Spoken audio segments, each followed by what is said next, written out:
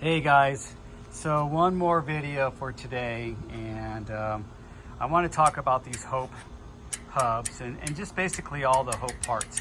This again is a single speed specific hub. It's a Hope Pro 4 SST.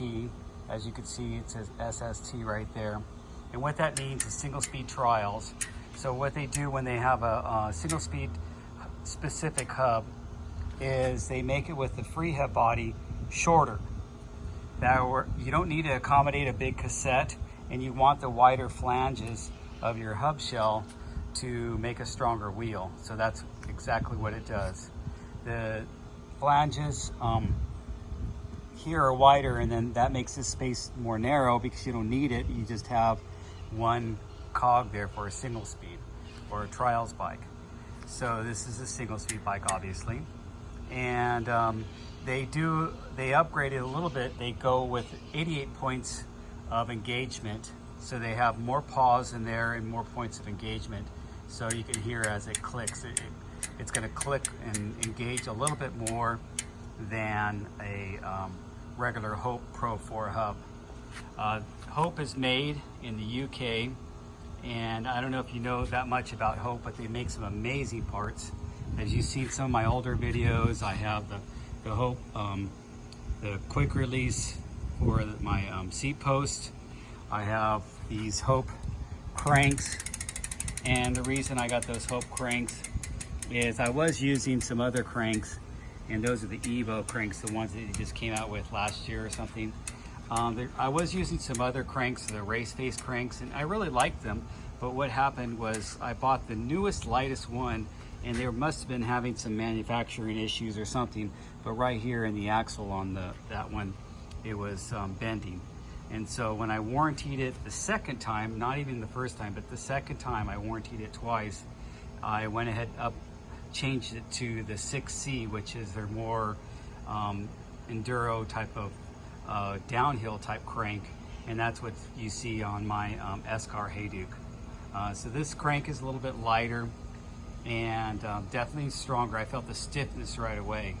I went ahead and got the Hope front hub, and front hubs, I mean, there's really nothing to them. They're just a couple sets of bearings, and there's really no details to it.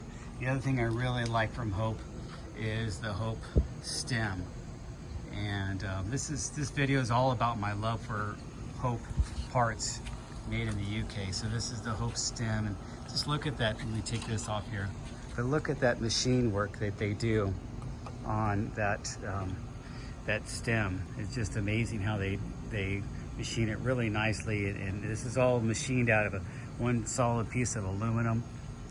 Hope does a great job of making a really nice stem. I only see a couple stems that look quite as nice, maybe Paul's Components or Chromag out of Canada.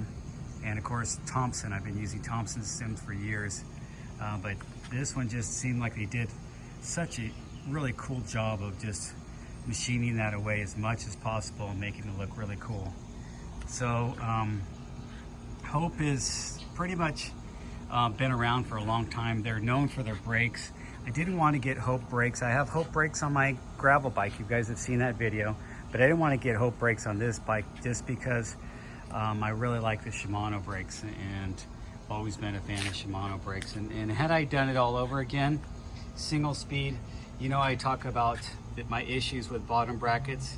This bottom bracket, I went ahead and switched it to the White Industries bottom bracket, but my issue with bottom brackets is just they wear out really quickly on the single speed. Just like the bearings in the hubs wear out more frequently. Just so much more torque and things going into climbing a single speed out of the saddle and all that torque on your bike.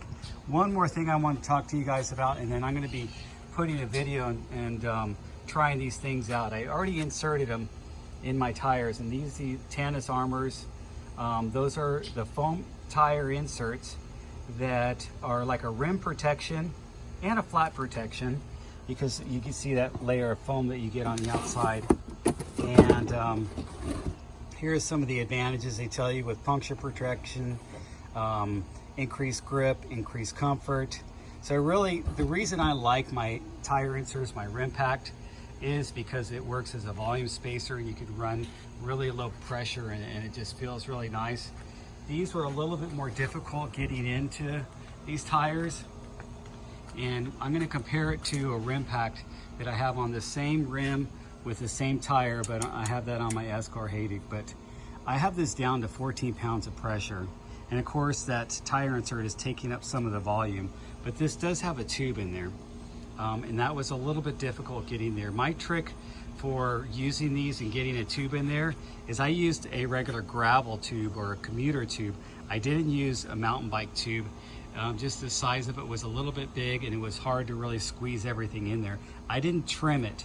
They recommend trimming it if you're gonna put it in a real narrow rim. This is a wide rim. This is a 35 millimeter internal width, so I didn't want to trim it. I want to take full advantage of having that foam go all the way thicker on here and all the way down the sidewall to toughen up the sidewall a little bit.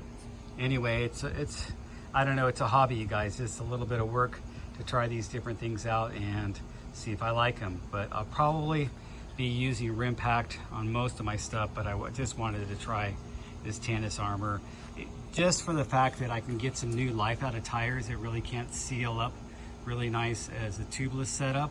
So with the Tannis Armor, I could have that foam insert, which works as like a volume spacer and changing the feel, and get some more life out of my older tires.